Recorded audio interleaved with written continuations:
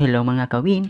Welcome back sa inyong paboritong channel, ang Plant Lover Channel, ang Plantwin TV, kung saan tinutulungan ko kayong maging maswerteng plantito at plantita. At ngayon, pag-uusapan natin ang 7 pinakamaswerteng halaman sa taong 2025. Excited na ba kayo?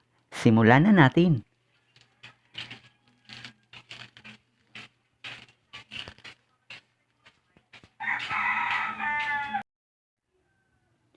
Unang-una sa ating listahan ay ang Dracena sorculosa o tinatawag rin itong gold dust Dracena. Ang dahon nito ay may batik-batik na kulay ginto.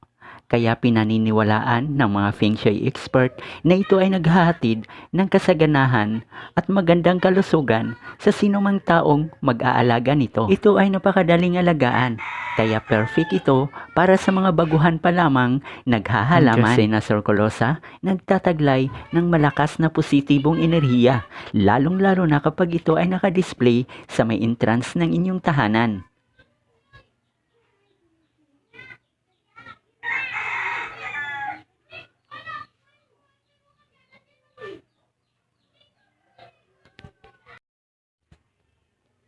Pangalawa, Aglaonema o kilala rin itong bilang Chinese Evergreen. Nabibilang ito sa mga halamang napakaswerte ayon ng mga Feng Shui expert, lalo na sa aspeto ng kayamanan at kalusugan. Bukod sa aesthetic appeal nito, ayon sa mga pag-aaral, nakakatulong rin ito sa pagpapabuti ng kalidad ng hangin sa inyong bahay.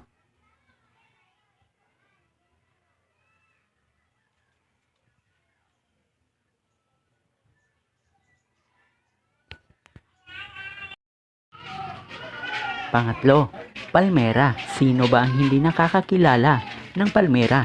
Isa itong classic na halaman na pampaswerte. Lalo na sa mga espasyong malalaki, tinuturing itong simbolo ng kalusugan at tagumpay. Sa year 2025, inirekomenda ng mga eksperto sa Feng Shui na maglagay ng palmera sa inyong tahanan upang mas lalo pang dumaloy ang positibong enerhiya sa paligid.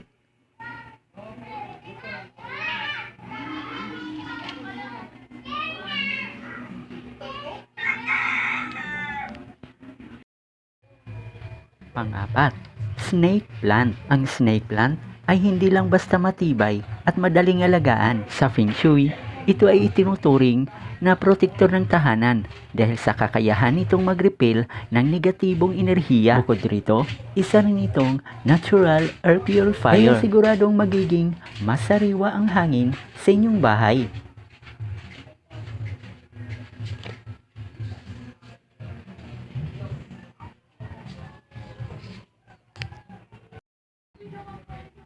Panglima, Lucky Bamboo. Siyempre, hindi mawawala sa listahan ang Lucky Bamboo. Simbolo ito ng kasaganaan, kaligayahan, at long life. Ang typical na Lucky Bamboo arrangement ay may iba't ibang bilang ng stock. Depende sa nais mong enerhiya. 3 para sa kaligayahan, 5 para sa kalusugan, at 8 para sa kasaganaan. Kaya kung gusto mo ng mas maraming swerte sa 2025, mag-invest na ng Lucky Bamboo.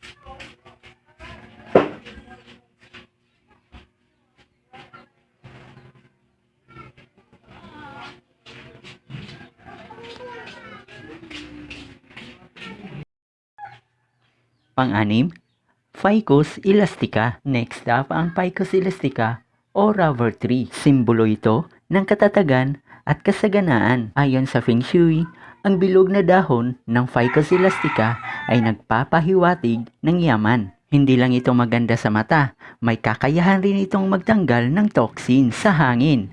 Kaya naman, perpekto itong idagdag sa inyong plant collection.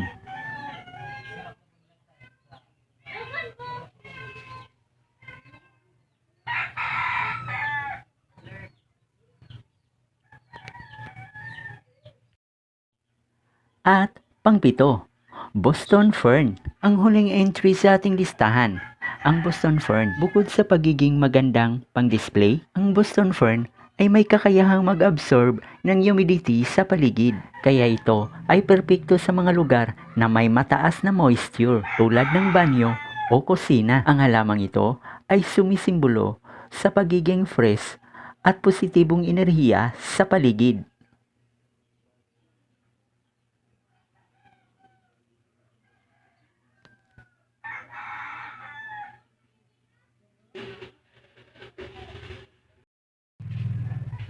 At trivia time naman tayo mga ka-plant twin. Alam nyo ba na ayon sa isang pag-aaral ng NASA, ang ilang halaman tulad ng snake plant, aglaonema at ficus elastica ay may kakayahang mag-absorb ng toxin sa hangin, kaya hindi lang sila basta pampaswerte. Nagdodulot rin sila ng mas malinis at mas ligtas na hangin sa inyong mga tahanan. So mga kawin, alin sa mga halamang ito ang plano niyong idagdag sa inyong garden o indoor space ngayong 2025? At huwag kalimutang mag-comment at i-share ang inyong mga thoughts. Until next time, lagi nating tandaan, ang pagkakaroon ng halaman ay hindi lang pampaganda. Ito rin ay nagbibigay ng positibong enerhiya at kalusugan sa ating tahanan. At lagi kayong manatiling inspired sa ating Plant Lover channel, ang Plant Twin TV. Ako si Kuya Win at pansamantalang magpapaalam.